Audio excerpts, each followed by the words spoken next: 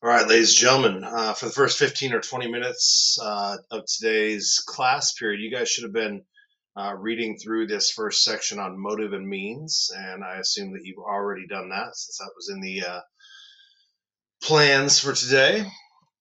But I did want to go over the next section. So down here with your answers for economic motives, population, and religion, keep in mind that this section plays heavily into our question number one. And as you remember yesterday or on Tuesday, um, I spent a couple time during our video going over our question number two about the Columbian Exchange. You're going to read some of that about that more tomorrow as well. And we went over at least one of the negative effects on the lives of Native Americans because of the Columbian Exchange when we talked about disease. That top section that you just read, where it says in our questions, that comes when it says describe the voluntary exchange of people from Europe to the Americas and the motives for that movement. So if you go down here to where you just were and what you just read, we have given, again, an example from the text. Now, hopefully, if you haven't done this, you might want to go back and annotate or change or add to. If you just copied and pasted, if you just took something and said, well, I'm just going to use this, whatever it is, and then put that down in one of the sections, that's great. But what you're going to end up doing most likely is doing that same thing next Friday on your assessment. We don't want to do that. So if you have taken something as an example from the text and you have not put it in your own words here, maybe a little bit later today, if you have a little extra time, you can take and annotate what you've already typed here and then add it and change that into your own words so that you can just take it and use it. Again, you have three examples of motives. You'll notice back up in your question here, if you're going to answer this question next Friday, you're going to need two of those concrete details. You have three. So now today, I want to spend a little bit of time, and since I'm not there, I know it's unfortunate that I'm another 2 days or I'm out of the classroom. I want to spend a little time on this second section, more a little bit for just talking about history in general and kind of the way we're going to finish up this class for the rest of the semester. Now, if you haven't already, I'm going to assume that Mrs. Tate has had you read this section. If you haven't done that yet, Mrs. Tate can just stop the screencast right now and give you about 4 or 5 minutes just to read that section really quick. I'm going to assume that you've done that. So if you have, we can move on. So down here, these people that Columbus meets for the first time on his first voyage in 1492, you see a bunch of his voyages here. And the first voyage is this blue one down here where he ends up kind of in the Caribbean islands and mostly on the island of Hispaniola, which is now modern day Haiti and the Dominican Republic. So I want to read this section with you, and I want to kind of point out one thing, and then I'm going to give you some time with the remainder of your time in class today to answer and support the central idea with two examples. So I said a while back, early this week, that Columbus is not a hero. Columbus is somebody that we need to study and that we need to understand, and that we need to understand the impacts of his voyage. But in no way, shape, or form, after you read here in just a very simple history text, will you think to yourself, oh, well, this is a person to be celebrated.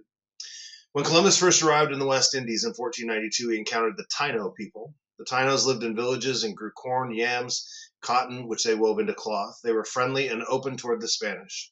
Columbus noted, again, we have his words directly, that they were generous with what they had to such a degree as no one would believe but he who had seen it.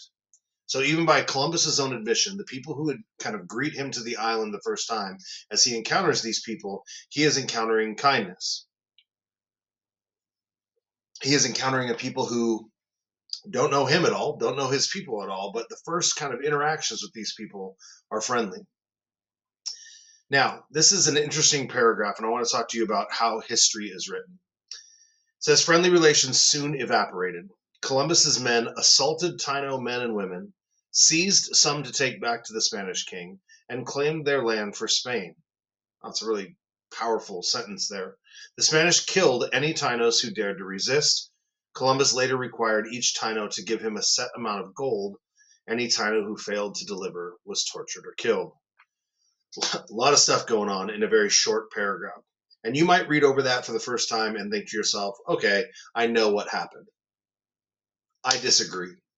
I don't. I think we need to read between the lines of history here, because history usually is written by the victors, and in the past, that's been people who have supported Columbus.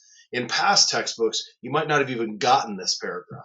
You would have gotten the, in Columbus, in 1492, Columbus sailed the ocean blue, and you get this lovely poem about how he was this explorer, and they would include this friendly relations, and that these people just gave him gold.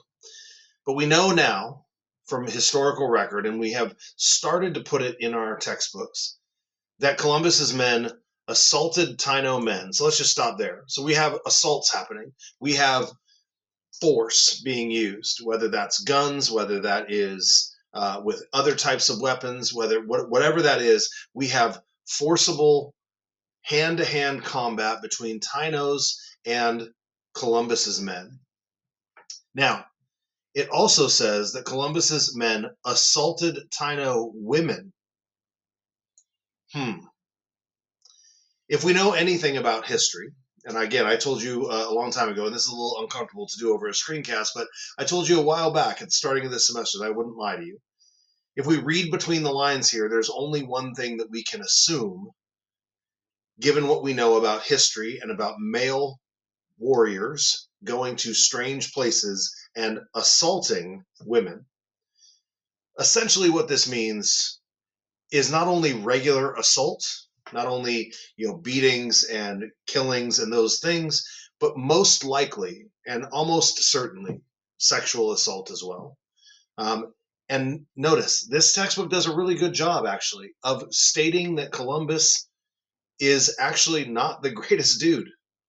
But even they won't go as so far as to say and just call a spade and say, here's what really happened. Again, this text is written for 9th and 10th graders. I see why they wouldn't want to put that in, but let's be real honest with ourselves that this is a real serious claim that they are making. This is not just, they had a disagreement, they had an argument, and it's two guys who one might be right, one might be wrong, the other might be right, the other might be wrong, and they just got into a fight. That's not what we are talking about here. We are talking about superior military might against these kind of native peoples who don't have the technology and the kind of ways that they can resist. Now, it goes on. Another problematic part of this sentence. They seized some to take back to the Spanish king. I'll give you a moment. What does seized mean here? Seized people? Yes, seized people. To do what with? To take back to the Spanish king. This is a long voyage. This is 2 to 3 months to get back to Spain. If you talk amongst yourselves, even if you want to stop the film right now and figure out what this actually is, I'll wait for a second if you do want to do that. This is slavery. Columbus took slaves. It doesn't say took slaves. It says that he seized some to take back to the Spanish king. They should just come out and say, here's the truth. He took some slaves. Do these people ever see their family again? We don't know. We don't have historical record of what happened to these people when they went back to Spain. Were they kept as family servants? Were they kept as family slaves? Were they released into the population in Spain? Were they kept as a zoo animal exhibit? We don't know. And it's really tough to read that sentence and not think to yourself, this is slavery, and it's one of its earliest forms. Obviously, and then they claimed land for Spain. So right there, if we are looking for things that happen negatively to Native Americans, yesterday or on Tuesday, we talked all about disease. And we talked all about the negative effects of disease. But right here, in the very first encounter between a European and a group of European people and native peoples in the Caribbean, we have one-sided, brutal contact with these people. We have assault. We most likely have sexual assault. We have slavery, and we have taking their land. And that we haven't gotten 2 sentences in here. Now, notice it said they killed any, so now we have murder. And then Columbus later required each Taino to give him a set amount of gold. This is essentially Columbus acting like a mafia boss and extorting people. This is extortion, essentially, extorting people out of their money in order to basically not be killed. It's threats, it's torture, it's murder, it is all of those things.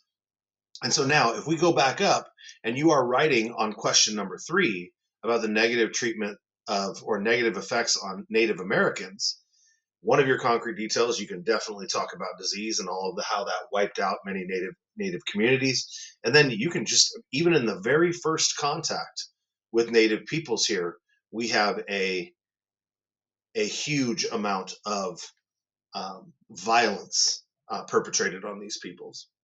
So what you need to do for the remainder of the class period, finish this last little set here right now, and then add in your own words. Again, support the following central idea with 2 details from the paragraphs above. Here is your central idea. This would be like a concrete detail, or this would be like a thesis statement. So you would need to say, right, hey, Columbus's first contact with native peoples in the Americas was one-sided and brutal. You need to support that with 2 concrete details that show that it was brutal and one-sided. What did he do? How did that take place? Again, write it. Feel free to write it as a full-on sentence like you would a concrete detail on your Friday assessment, and you will have these things ready to go next Friday when you choose to write on that section. So finish that section, finish those 2, and then you are done for the day. And if you need to, if you have not already done your Quizlet flashcards, please feel free to make your Quizlet flashcards. Feel free to work with a partner and quiz each other on your need-to-know words. That'll help you for next Thursday.